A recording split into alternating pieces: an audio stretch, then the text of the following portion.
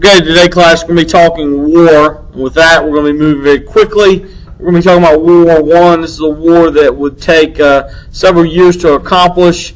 We're going to do it in about 5 minutes, probably a little bit more than that, so we're going to be moving very rapidly. With that, we probably should put on some protection. Okay? Yeah, we're talking war here. The build-up to World War I finds its roots from the events, attitudes, and themes of the 19th century. All those competitions will bring out the best and probably even the worst in us. Europe was inevitably a powder keg by the early 20th century. Very volatile, very explosive region. The isms are to blame. So let's take a look at the isms as they're listed here. Nationalism, the idea of pride and loyalty in one's country, in one's nation, will bring about the righteousness of their activities. Then you have imperialism.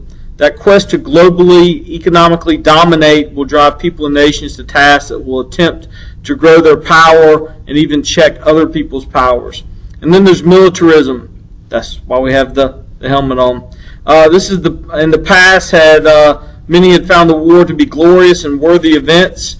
Several nations of the 19th century had even accomplished many goals as a result of convenient wars. So you also have to understand that there were alliances. People were trying to find buddies to be with one another in order to check one another. The system here of alliances to check the power and threats of adversaries, the alliance system emerged. Sometimes the alliances were very necessary. You chose them not because that you wanted to, but because you had to. And sometimes they were because of choice. Don't be left by yourself. That could be awkward and dangerous.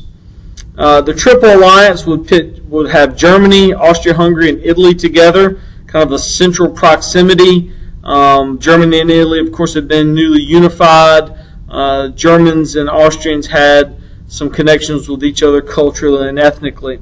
The Triple Entente would be Russia and France, and then they would add in somewhat of reluctant Great Britain. These nations had on and off relationships. If you remember the 19th century, they had actually warred against one another with the Crimean War.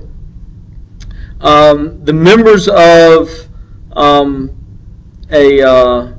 Entente here, they were with one another but wanted to have a go-to. They weren't necessarily all in, but they had a go-to in case things got crazy.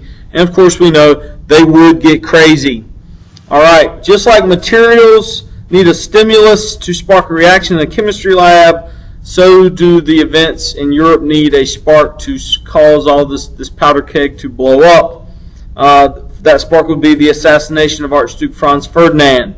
He was the heir to the Austria-Hungarian throne in Sarajevo, which is on the Balkan Peninsula. Members of an organization known as the Black Hand wanted to show their nationalistic Slavic intentions to the Austro-Hungarian throne. Thus, a young student named Gavrilo Princip would fire the shots. Now, Austria-Hungary is going to blame Serbia, an independent nation. The helmet just got smaller. Wow. For what is called state-supported terrorism.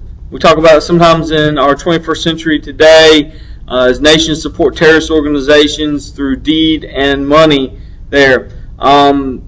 They wanted to invest in Serbia. They wanted to investigate rather in Serbia. Austria-Hungary wanted to come into Serbia and investigate, try to find out who was at fault here. Serbia, of course, said no. They alerted their ally, the Russians, while Austria-Hungary went to their friends, the Germans. See where this is going, please. Russia and Germany will then issue what we will refer to as blank checks. Basically, a check which the holder can fill in for what they need. And thus the ultimatums will begin. An ultimatum is simply an or else statement. You do this or else. Be careful with or else statements, because in order to be held seriously, you've got to eventually do the or else. In this case, the or else was war. This will rise to a level of Russian mobilization. That means putting your forces in motion in order to use them.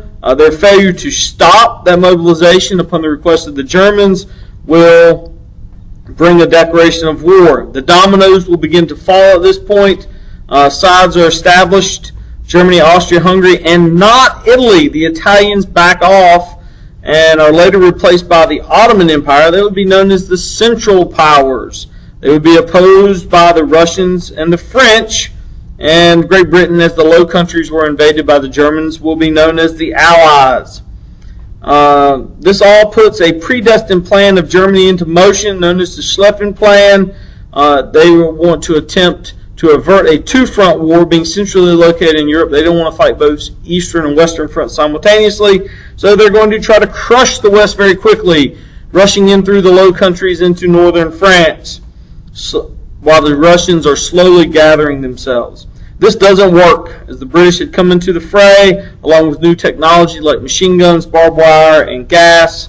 All these techniques, all these technologies made the old techniques very costly and obsolete. The result, a very slow-moving, devastating trench warfare. This is not a new technique. Had been used several times for sieges in the past, but the impacts on this scale are devastating. They are staggering. All right. We're going to stop right there. That's going to take us into, we're talking about plans. We're getting ready to talk about quitters and winners here in a few moments. So we'll come back with another topic talk just to break it up. Thank you very much.